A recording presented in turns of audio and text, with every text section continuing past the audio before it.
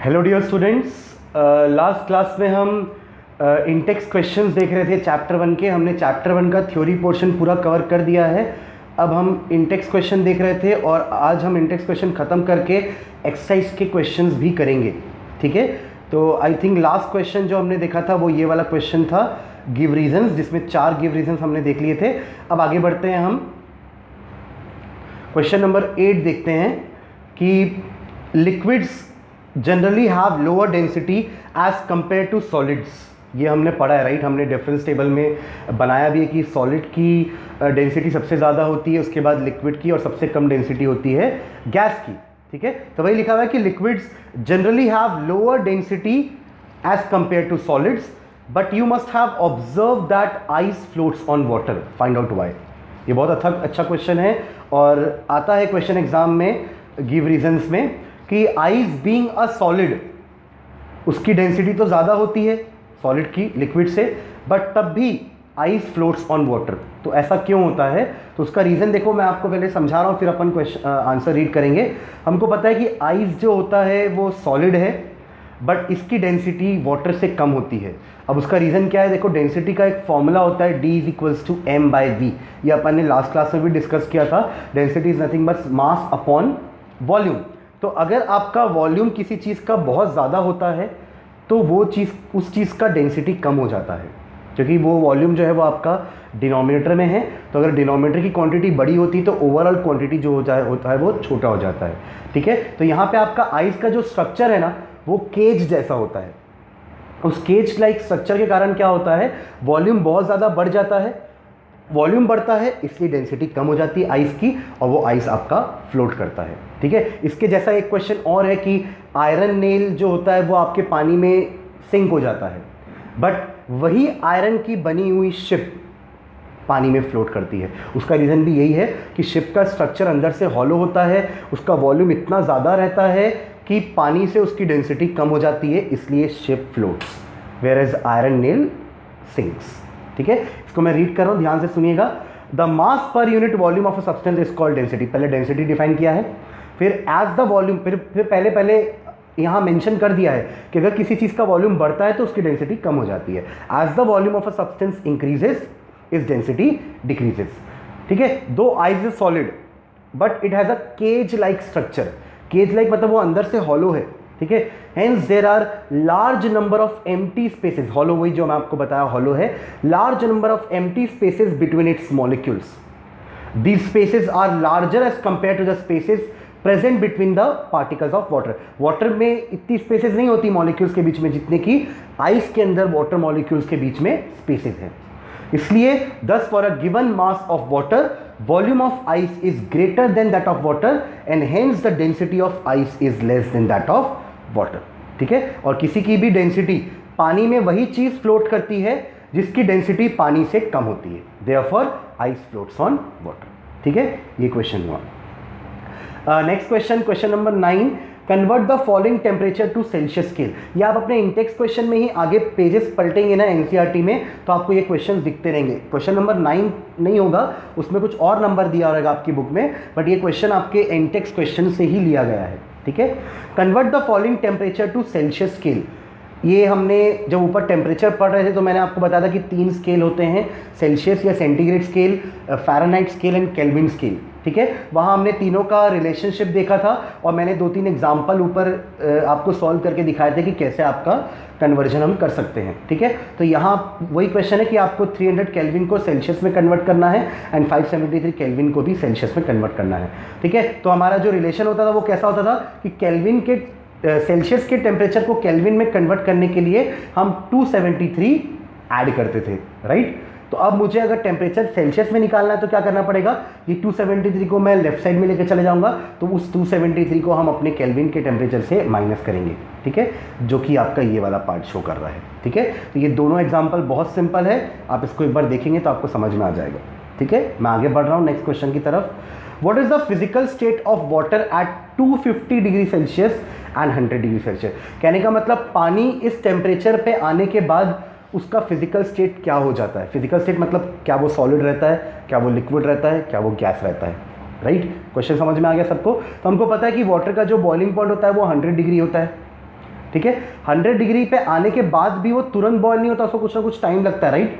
वो टाइम तक, जब तक वो लेटेंट हीट एब्जॉर्ब करता है और उसके मॉलिक्यूल्स ब्रेक होके वेपर बनते हैं, ठीक है। तो 250 तो 100 से ज़्यादा ही है, मतलब उस समय वाटर तो लिक्विड के फॉर्म में रह ही नहीं सकता, मतलब वो किस फॉर्म में रहेगा, गैसियस स्टेट। तो ये पहला क्वेश्चन का आंसर हुआ कि water at 250 degree Celsius exist in gaseous state, ठीक है। सेकेंड देखते हैं, at 100 degree water exist in liquid state, ठीक है। ये भी मैंने बताया कि 100 डिग्री पे आने के बाद तुरंत वो वेपर नहीं बनेगा, उसको कुछ ना कुछ टाइम लगेगा वेपराइज होने में, ठीक है। तो at this stage if we keep supplying heat, water changes to gaseous state, but at particular 100 degree वो आपका बॉइलिंग वाटर ही कहलाएगा, यानी कि वो लिक्विड ही है, ठीक है। आगे बढ़ते हैं, अगला क्वेश्चन है आपका, for any substance why does the temperature remain constant during the change of state. ये भी अपन ने नोट्स में पढ़ा है कि जब एक पर्टिकुलर सब्सटेंस का आप स्टेट ऑफ मैटर चेंज करते हो या उसका फिजिकल स्टेट चेंज करते हो, तो उसके टेम्परेचर जो है वो कांस्टेंट हो जाता है उसका मेल्टिंग पॉइंट या बॉइलिंग पॉइंट रीच होने पे। मतलब कि अगर आप एक सॉलिड को मेल्ट कर रहे हो तो उसके मेल्टिंग पॉइंट पे टेम्परेचर कांस्टेंट हो जाएगा। अगर आप एक लिक्विड को बॉईल कर रहे हो तो उसके बॉइलिंग पॉइंट पे उसका टेम्परेचर कांस्टेंट हो जाएगा। ऐसा क्यों होता है, याद करिए, तो हमने पढ़ा था कि लेटेंट हीट होता है, उसके बाद जितनी भी हीट आप दे रहे हो वो उसके लेटेंट हीट में कन्वर्ट हो रही है, वो उसके फोर्स ऑफ अट्रैक्शन को तोड़ने में काम आ रही है। अगर वो सॉलिड है तो उसका फोर्स ऑफ अट्रैक्शन कम होकर वो लिक्विड बन रहा है, अगर वो लिक्विड है तो उसका फोर्स ऑफ अट्रैक्शन वीक होके वेपर बन रहा है, उसको अपन लेटेंट हीट बोलते हैं, ठीक है। मैं एक बार रीड कर रहा हूँ, during a change of state the temperature remain constant, this is because all the heat supplied to increase the temperature. आप अभी भी हीट सप्लाई कर रहे हो, बट वो कहाँ यूटिलाइज हो रही है, is utilise in changing the state by overcoming the force of attraction between the particle, ठीक है। This heat is known as latent heat. Latent heat does not contribute in increasing the temperature. Latent heat जो है वो temperature बढ़ाने के काम नहीं आती है, वो क्या करती है, वो आपके सिर्फ फोर्स ऑफ अट्रैक्शन को ओवरकम करने के काम आती है, ठीक है। आगे बढ़ते हैं, suggest a method to liquefy atmospheric gas. तो हमने ऊपर पढ़ा है लिक्विफिकेशन में क्या करते हैं, हम प्रेशर बढ़ाते हैं या टेम्परेचर कम करते हैं, तो वही सिंपल सा आंसर है, by increasing pressure and reducing temperature atmospheric gases can be liquefied. आप उसको लिक्विड में कन्वर्ट कर सकते हैं, ठीक है।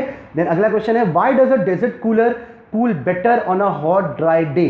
तो इसका भी आंसर हमने ऊपर कहीं एक बार डिस्कस किया था कि हॉट ड्राई डे में आपका ह्यूमिडिटी कम है और हॉट भी है तो टेम्परेचर भी ज़्यादा है, दोनों ही फैक्टर इवेपोरेशन को प्रमोट कर रहे हैं, और इवेपोरेशन होगा तो कूलिंग होगी, ये हमने ऊपर पढ़ा है। तो when a liquid evaporates, particles of the liquid absorb energy from the surrounding to compensate the loss of energy during evaporation. Since evaporation causes cooling, this makes the surroundings cool, ठीक है। अब उसके बाद बता रहा है कि डेजर्ट कूलर में ऐसा क्यों होता है, तो वो ह्यूमिडिटी वाला रीजन है उसका। In a desert cooler water inside it is made to evaporate, वो इवेपोरेट होगा, this lead to absorption of energy from the surrounding. देखो इवेपोरेशन तभी होगा जब वो सराउंडिंग से एनर्जी को लेगा, तभी तो वाटर इवेपोरेट होगा, वाटर अपने आप तो इवेपोरेट नहीं होगा, ठीक है। Thereby cooling the surrounding, तो अगर वो उसने सराउंडिंग से एनर्जी ले ली है मतलब उसने सराउंडिंग को कूल कर दिया है, ठीक है। और क्योंकि ह्यूमिडिटी कम है तो इवेपोरेशन का रेट बढ़ जाएगा, इसलिए हॉट ड्राई डे में इवेपोरेशन और ज़्यादा होता है, इसलिए कूलिंग बेटर होती है, ठीक है। ओके, आगे बढ़ रहा हूँ मैं। How does the water kept in an earthen pot, मटका, जिसको हम मटका बोलते हैं हिंदी में, बिकम कूल ड्यूरिंग समर। तो इसका रीज़न मैंने ऊपर बताया था कि अर्दन पॉट्स में पोर्स होते हैं, उस पोर्स से पानी बाहर आता है, बाहर आने का मतलब है कि वो बाहर की तरफ रहता है, ऐसा नहीं कि वो फ्लो होता है बाहर, ठीक है। बाहर की तरफ पानी रहेगा जिससे वो पानी इवेपोरेट होगा। इवेपोरेट कैसे होगा, सराउंडिंग से एनर्जी लेगा, सराउंडिंग से एनर्जी लिया मतलब उसने अपने आप को भी कूल किया और सराउंडिंग को भी कूल किया। तो सराउंडिंग में बेसिकली क्या है, आपका वाटर भी अंदर जो है वो आपके पानी को बाहर इवेपोरेट होने में हेल्प करता है, ठीक है। तो pot keeps on evaporating and takes the latent heat required for vaporisation from the earthen pot. तो अर्दन पॉट ठंडा हो रहा है, अर्दन पॉट ठंडा हो रहा है मतलब आपका वाटर जो है अंदर का ठंडा होगा, ठीक है। बेसिकली जो पानी आपके पोर्स से बाहर आ रहा है मटके में, वो मटके से ही आपकी लेटेंट हीट लेके वेपराइज हो जाएगा और मटके को ठंडा कर देगा।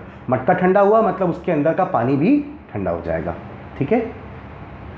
नेक्स्ट क्वेश्चन देखते हैं, why does our palm feel cold when we put some acetone और पेट्रोल और परफ्यूम ऑन इट। आप परफ्यूम लेंगे, डिओड्रेंट लेंगे, आप अपने हाथ में अगर उसको स्प्रे करते हैं तो वो थोड़ा ठंडा हो जाता है। उसका रीज़न क्या है कि जैसे ही वो स्प्रे आपके हाथ में गया, आपके हाथ से उसने लेटेंट हीट लिया और इवेपोरेट हो गया, आपके हाथ को उसने ठंडा कर दिया, क्योंकि आपके हाथ से ही तो उसने एनर्जी अब्जॉर्ब किया। तो अगर एनर्जी अब्जॉर्ब हुई है आपके हाथ से, मतलब आपका हाथ ठंडा हो जाएगा। ठीक है, तो वही है, when we put some acetone और पेट्रोल और perfume on our palm it evaporates. During evaporation the particles of liquid absorb energy from the surface of the palm to compensate for the loss of energy making the surroundings cool. अब इसके लिए surrounding क्या है? आपका palm. तो आपका palm थोड़ा जो है वो ठंडा फील करेगा। Hence our palm feels cold when we put some acetone और पेट्रोल और परफ्यूम ऑन इट। ठीक है, अगला देखते हैं, why are we able to sip hot tea और milk faster from a saucer rather than a cup. इसको आप एक बार सोचिएगा, हमने इवेपोरेशन पढ़ा था, राइट? इवेपोरेशन में हमने एक फैक्टर पढ़ा था कि सरफेस एरिया जितना ज़्यादा होगा इवेपोरेशन उतना ज़्यादा होगा, और इवेपोरेशन ज़्यादा होगा मतलब कूलिंग होगा, तो आपकी चाय या आपका गर्म दूध जल्दी ठंडा हो जाएगा, जिसको आप आसानी से सॉसर से पी पाएंगे। सॉसर, कप एंड सॉसर जो बोलते हैं, एक प्लेट होती है सॉसर जिसमें ऊपर कप रखाता है, तो वो सॉसर में हम कई बार चाय डाल के पीते हैं, राइट? तो उसका रीज़न क्या होता है कि हमारा जो सरफेस एरिया है वो सॉसर का ज़्यादा होता है, आपका चाय का सरफेस एरिया या आपके गर्म दूध का सरफेस एरिया बढ़ जाएगा, जिससे इवेपोरेशन जल्दी होगा, और इवेपोरेशन होगा तो कूलिंग होगा, तो आपका ऑटोमेटिकली वो चाय जो है वो थोड़ी ठंडी हो जाएगी, वो जो गर्म दूध है वो थोड़ा ठंडा हो जाएगा, जिसको आप आसानी से फिर सिप करके पी सकते हैं। ठीक है, आगे बढ़ते हैं। What type of cloth should we wear in summer? ये भी मैंने डिस्कस किया था इवेपोरेशन पढ़ाते समय कि हम समर में वुलन क्लॉथ्स नहीं पहनते हैं, हम समर में क्या करते हैं, कॉटन क्लॉथ पहनते हैं, क्योंकि कॉटन की प्रॉपर्टी होती है कि वो एक अच्छा एब्जॉर्बर होता है पानी का। तो हमको जितना भी पसीना आता है गर्मी में, वो कॉटन उस पसीने को एब्जॉर्ब करके बाहर की तरफ ले आता है, उसको एक्सपोज करता है, जिसके कारण क्या होता है, वो इवेपोरेट होता है, और इवेपोरेशन के कारण क्या होता है, हमको कूल फील होता है। इसलिए हमको थोड़ा कंफर्टेबल फील होता है जब हम कॉटन के क्लोथ्स पहनते हैं ड्यूरिंग समर। ठीक है, ओके, आगे बढ़ते हैं। ये आपके इंटेक्स क्वेश्चंस खत्म हो गए हैं। अब आते हैं हम एक्सरसाइज से क्वेश्चन में। एक्सरसाइज में टोटल 9 क्वेश्चन है। ठीक है, हम एक एक करके डिस्कस करते हैं सबको। पहला क्वेश्चन वही कन्वर्जन वाला है, केल्विन को सेल्सियस में। ये मैं आप लोग के ऊपर छोड़ रहा हूँ, मैंने वैसे यहाँ पे कर दिया है, बट इसको आप लोग एक बार फिर से देखिएगा। ठीक है, ओके, आगे बढ़ रहे हैं। सेकंड क्वेश्चन में सेल्सियस टू केल्विन है, जस्ट उल्टा, तो आपको 273 दोनों में ऐड करना है। 273 प्लस 25 करेंगे तो 298 केल्विन आ जाएगा, ये आपके पहले का आंसर। एंड 373 प्लस 273 करेंगे तो आपका 646 केल्विन आपका टेम्परेचर आ जाएगा। देखो, अगर आप एग्जैक्ट देखोगे ना तो 273.15 कई जगह लिखा रहता है, तो आप उसको भी यूज़ कर सकते हैं, 273 भी यूज़ कर सकते हैं, या 273.15 वैल्यू भी यूज़ कर सकते हैं। ठीक है, दोनों का मतलब एक ये ज़्यादा कोई डिफरेंस नहीं आएगा आंसर में। ठीक है, आगे बढ़ रहे हैं। Give reason for the following observation. पहला है naphthalene balls disappear with time without leaving any solid. ठीक है, अब इसका क्या मतलब हुआ कि आपको पता है कि नैप्थलीन क्या होता है, एक तरह का सबलाइम सब्सटेंस होता है। ये हम ऊपर भी डिस्कस किए हैं, है ना, एक क्वेश्चन आपके इंटेक्स क्वेश्चन में भी था कि आपका नैप्थलीन बॉल जो है वो जो हम अलमीरा में डालते हैं वो डिसअपियर हो जाता है विद टाइम। उसका रीज़न क्या है कि वो सबलाइम हो जाता है, उसका सब्लिमेशन हो जाता है, जिससे वो सॉलिड से क्या बन जाता है, वेपर, और डिसअपियर हो जाता है। ठीक है, अगला क्वेश्चन है question number B. We can get the smell of perfume sitting several metres away. ये हमने ऊपर डिस्कस किया था एक क्वेश्चन में कि हॉट सिजलिंग फूड का स्मेल हमको दूर से भी आ जाता है, वैसे ही परफ्यूम का स्मेल भी हमको दूर से आ जाता है। उसका रीज़न क्या है कि परफ्यूम के पार्टिकल्स जो हैं वो डिफ्यूज़ होते हैं एयर में और हम तक ट्रैवल करके आते हैं, जिससे हमको उसका स्मेल दूर से भी आ जाता है। तो इसका रीज़न क्या है, डिफ्यूजन। तो यहाँ पे लिखा gaseous particle possess high speed and move very rapidly in all directions. When perfume is spread, its particle diffuse into the particles of air at a very fast rate and reach our nostril, जिससे हमको उसकी smell आ जाती है। ठीक है, अब आगे बढ़ते हैं नेक्स्ट क्वेश्चन की तरफ। Arrange the following substances in increasing order of forces of attraction between the particles. Water, sugar, oxygen. बहुत सिंपल है, वाटर लिक्विड है, शुगर सॉलिड है, ऑक्सीजन गैस है। हमने ऊपर डिफरेंसेस में पढ़ा है कि गैस का फोर्स ऑफ अट्रैक्शन सबसे कम होता है, गैस के जो मॉलिक्यूल्स होते हैं उनके बीच का फोर्स ऑफ अट्रैक्शन सबसे कम होता है, फिर उसके बाद थोड़ा ज़्यादा होता है लिक्विड का, और सबसे ज़्यादा किसका होता है, सॉलिड्स का। तो यहाँ पे हमको उसको अरेंज करना है इंक्रीजिंग ऑर्डर में। तो पहले आएगा आपका ऑक्सीजन, जिसमें सबसे कम होता है, फिर होगा वाटर, जिसमें उससे ज़्यादा होता है, और सबसे ज़्यादा होता है शुगर में, जो कि सॉलिड है। तो सबसे थर्ड में क्या आएगा आपका, शुगर। ठीक है, तो ये हो गया आपका फोर्थ क्वेश्चन। फिफ्थ क्वेश्चन, जैसे हमने ऊपर एक क्वेश्चन देखा था कि वाटर का फिजिकल स्टेट क्या होगा अलग अलग टेम्परेचर पे, वैसे यहाँ पे 3 टेम्परेचर दिए हुए हैं 25, 0 एंड 100।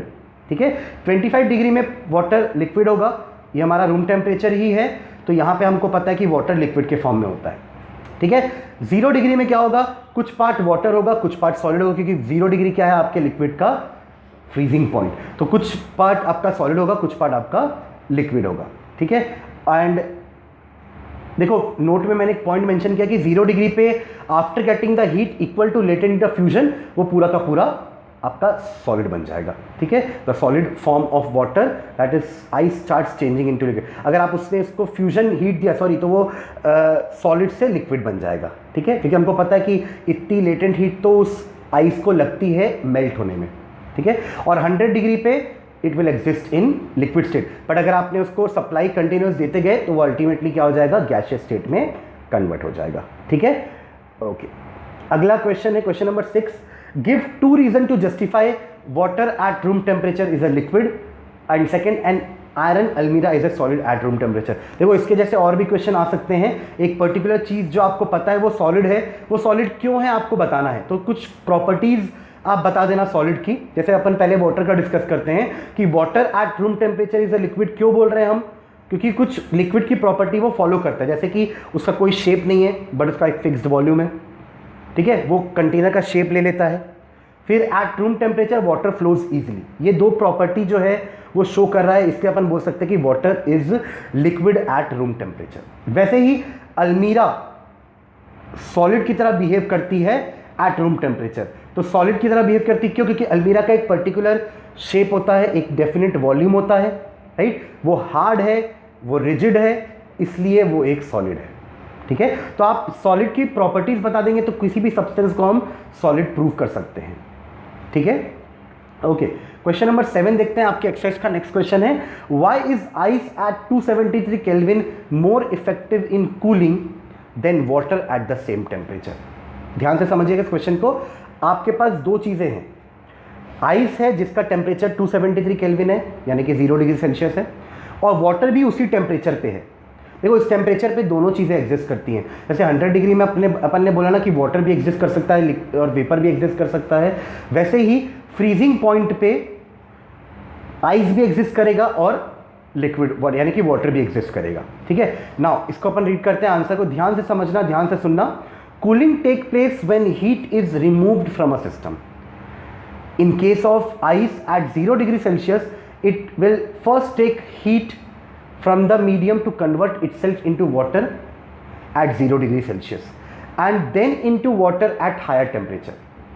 ठीक है, मतलब आपका जब आइस रहेगा 0 डिग्री पे तो वो कुछ हीट एब्जॉर्ब करता है, राइट, जिसको अपन लेटेंट हीट बोलते हैं, तब जाके वो वाटर में कन्वर्ट होता है। ठीक है, तो इन शॉर्ट अपन बोल सकते हैं in case of ice at 0 degree Celsius there will be change in phase, so more energy will be required. मतलब उस आइस को पहले वाटर बनना पड़ेगा तो ज़्यादा एनर्जी लगेगी, जबकि whereas in case of water at 0 degree there will be no change in phase, right. मतलब आइस 0 डिग्री पे है, वाटर 0 डिग्री पे है, तो पहले आइस जो है वो मेल्ट होना स्टार्ट करेगा, क्योंकि हमको पता है मेल्टिंग पॉइंट ऑफ आइस भी क्या होता है 0 डिग्री, तो पहले वो आइस मेल्ट होना स्टार्ट करेगा। ठीक है, तो hence lesser energy will be taken from the surrounding, तो लिक्विड जो है वो 0 डिग्री पे वो कोई एनर्जी नहीं लेगा सराउंडिंग से, जबकि आपके आइस ने क्या लिया है, एनर्जी लिया है सराउंडिंग से मेल्ट होने पे, मतलब इसके पास ज़्यादा एनर्जी होगी आइस जो 0 डिग्री पे है। ठीक है, इसलिए ये ज़्यादा इफेक्टिव होगा कूलिंग पे rather than water at the same temperature, क्योंकि इस आइस ने कुछ एनर्जी और एब्जॉर्ब करी है, राइट, सराउंडिंग से, और ठंडा पानी तब बना है, राइट। पर ये जो वाटर एट 0 डिग्री है, ये इसके पास इतनी ज़्यादा हीट नहीं है या इतनी ज़्यादा एनर्जी नहीं है कि वो कूल कर पाए। ठीक है, hence ice at 273 kelvin is more effective in cooling than water at the same temperature. ठीक है, ओके, चलो आगे बढ़ते हैं नेक्स्ट।